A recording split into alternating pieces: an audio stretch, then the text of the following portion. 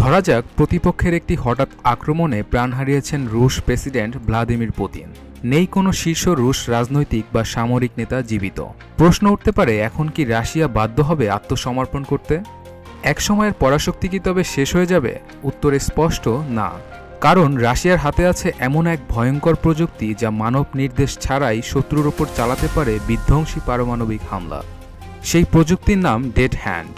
সম্প্রতি সাবেক রুশ প্রেসিডেন্ট ফের আলোচনায় এনেছেন এই ডেড হ্যান্ড বা প্যারিমিটার সিস্টেমের কথা। স্নায়ুযুদ্ধের উত্তেজনাপূর্ণ সময়ে সোভিয়েত ইউনিয়ন তৈরি করেছিল এই স্বয়ংক্রিয় পারমাণবিক অস্ত্র নিয়ন্ত্রণ ব্যবস্থা। এর একমাত্র উদ্দেশ্য ছিল, যদি যুক্তরাষ্ট্রের প্রথম হামলায় রাশিয়ার শীর্ষ নেতৃত্ব ধ্বংস হয়ে যায়, তবুও যেন প্রতিশোধমূলক পারমাণবিক আঘাত নিশ্চিত করা যায়। ডেড হ্যান্ড সিস্টেমে রয়েছে অত্যাধুনিক সেন্সর যা ভূমিকম্প, আলোর তীব্রতা, তেজস্ক্রিয়তা এবং বায়ুচাপ বিশ্লেষণ করে দ্রুত শনাক্ত করতে পারে পারমাণবিক হামলা। যদি সেন্সরগুলো বিস্ফোরণের প্রমাণ পায় এবং শীর্ষ কমান্ড সেন্টারের সঙ্গে যোগাযোগ বিচ্ছিন্ন হয়, তবে স্বয়ংক্রিয়ভাবে সক্রিয় হয়ে যাবে পুরো সিস্টেম। একবার সক্রিয় হলে রাশিয়ার সব আন্তঃমহাদেশীয় ব্যালিস্টিক মিসাইল ছুটে যাবে লক্ষ্যের দিকে, কোনো মানুষের নির্দেশের প্রয়োজন ছাড়াই। বর্তমানে রাশিয়ার হাতে আছে প্রায় 1600 মোতায়েনযোগ্য কৌশলগত পারমাণবিক অস্ত্র। মাত্র একটি সংকেত পেলেই এই ভয়ঙ্কর ব্যবস্থা সক্রিয় হয়ে উঠতে পারে। একবার চালু হলে রাশিয়ার নিজস্ব ধ্বংসের মাঝেও বিশ্বজুড়ে পারমাণবিক আঘাত হানতে সক্ষম থাকবে ডেড হ্যান্ড। এই সিস্টেমের মূল ধারণা ছিল সহজ কিন্তু ভয়ঙ্কর। যে পক্ষ প্রথমে পারমাণবিক হামলা করবে, প্রতিপক্ষ নিশ্চিতভাবেই পাল্টা আঘাত হেনে উভয় পক্ষকেই ধ্বংস করবে। এ কারণেই কেউ সহজে প্রথমে পারমাণবিক আক্রমণের সাহস পাবে না।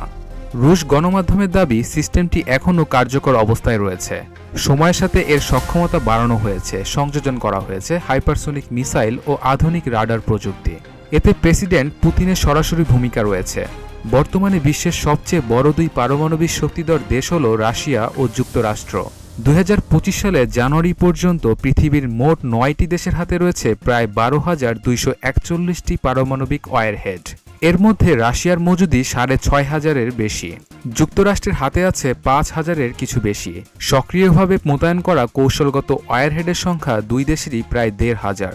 এছাড়া উভয় দেশের কাছে রয়েছে শক্তিশালী পারমাণবিক সাবমেরিনের বিশাল বহর। সমুদ্রের গভীরে নীরবে মোতায়েন, যে কোনো মুহূর্তে আঘাত হানার জন্য প্রস্তুত। তবে ট্রাম্প প্রশাসনের সাবমেরিনগুলো আসলে কোথায় রয়েছে কিংবা সেগুলো পারমাণবিক অস্ত্র বহন করছে কিনা তা এখনও রহস্যই রয়ে গেছে। সমুদ্রের অন্ধকার গহ্বর আর ভূগর্ভের গভীরে লুকিয়ে থাকা এই মারাত্মক অস্ত্রভাণ্ডার যেন একটিমাত্র সতর্ক বার্তাই দিচ্ছে, যুদ্ধ একবার শুরু হলে এর শেষ লিখে যাওয়ার মতো কেউ পৃথিবীতে আর অবশিষ্ট থাকবে না।